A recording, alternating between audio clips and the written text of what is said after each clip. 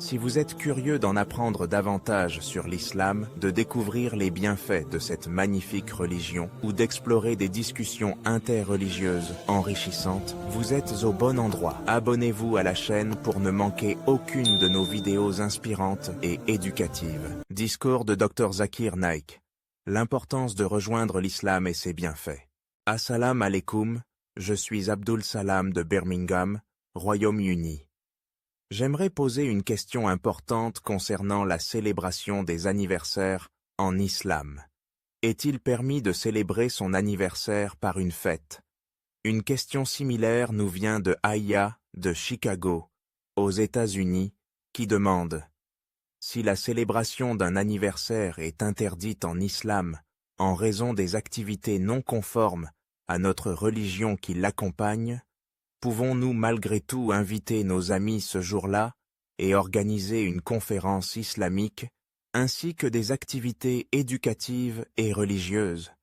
Une autre question nous vient d'Abdulmo, originaire du Cachemire, qui demande: est-il permis ou non de souhaiter un anniversaire à quelqu'un dans l'islam? Ces trois questions portent donc sur la célébration des anniversaires et les pratiques associées. La première question est la suivante: est-il permis de célébrer son anniversaire? La deuxième question demande s'il est acceptable d'organiser une fête d'anniversaire tant que les activités pratiquées sont islamiques. Enfin, la troisième question concerne le fait de souhaiter un joyeux anniversaire à quelqu'un. Concernant la célébration des anniversaires, notre bien-aimé prophète, paix et bénédiction sur lui, a clairement indiqué qu'il n'y a que deux fêtes annuelles en islam: l'Aïd al-Fitr, qui marque la fin du mois de Ramadan, et l'Aïd al-Adha, qui est la fête du sacrifice. Ce sont les deux seules célébrations reconnues par la religion. En dehors de celles-ci, il n'existe pas de fête annuelle instituée par l'islam. De plus, le prophète, paix et bénédiction sur lui, a également mentionné une célébration hebdomadaire, le vendredi, qui est un jour spécial pour les musulmans. Ainsi, toute autre célébration annuelle, y compris les anniversaires, est contraire à l'enseignement de l'islam.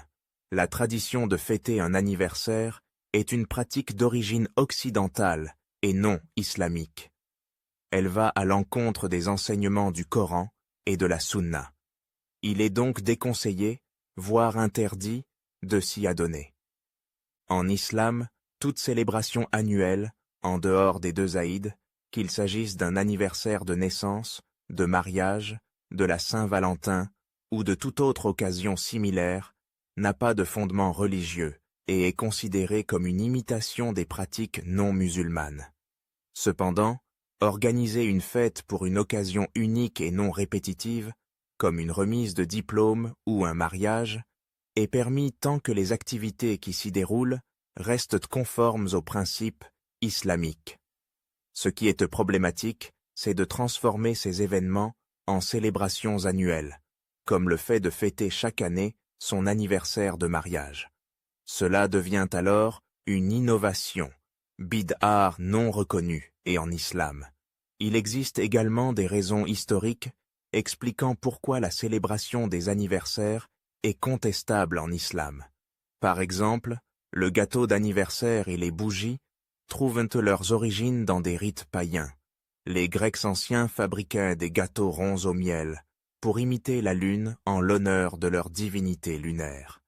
Ils y plaçaient des bougies pour symboliser la lumière divine. Ce rituel a ensuite été adopté par d'autres cultures, notamment en Allemagne au XVe siècle, où les boulangers ont popularisé les gâteaux d'anniversaire. Aujourd'hui encore, souffler les bougies et faire un vœu restent des pratiques influencées par ces croyances. De plus, sur un plan purement hygiénique, des études ont démontré que souffler sur un gâteau augmente le nombre de bactéries présentes sur celui-ci, rendant la consommation moins saine. Au-delà de l'aspect historique, d'autres éléments rendent les fêtes d'anniversaire problématiques en islam. La plupart des célébrations modernes incluent de la musique, des danses et parfois des pratiques non conformes à la morale islamique, ce qui renforce leur incompatibilité avec notre religion. Certains pourraient en se demander, si nous nous contentons d'organiser une conférence islamique et des activités éducatives le jour de notre anniversaire, cela devient-il permis? Donner une conférence islamique est bien sûr une bonne chose, mais la programmer chaque année à la date de naissance d'une personne revient à établir une célébration annuelle personnelle, ce qui est interdit en islam. Un autre danger des célébrations d'anniversaire est qu'elles conduisent parfois à glorifier des personnalités, qu'il s'agisse de célébrités ou de figures religieuses comme Jésus-Christ, paix sur lui. Ce type de vénération peut mener au shirk, associationnisme, ce qui est strictement prohibé en islam. Enfin, qu'en est-il du simple fait de souhaiter un joyeux anniversaire? En islam, la vie de chaque être humain est prédéterminée par Allah, subhanahu wa ta'ala. Chaque année qui passe rapproche l'individu de sa mort. Dès lors, est-il logique de fêter le fait dès que nous nous approchons davantage de notre tombe? En conclusion, la célébration des anniversaires, même sous une forme islamisée, n'est pas autorisée en islam. La plupart des fêtes d'anniversaire modernes sont associées à des pratiques non islamiques et à des influences culturelles étrangères. Il est donc recommandé aux musulmans de s'éloigner de ces traditions et de se concentrer sur les enseignements du Coran et de la Sunna. Nous espérons avoir répondu à cette question de manière claire et complète.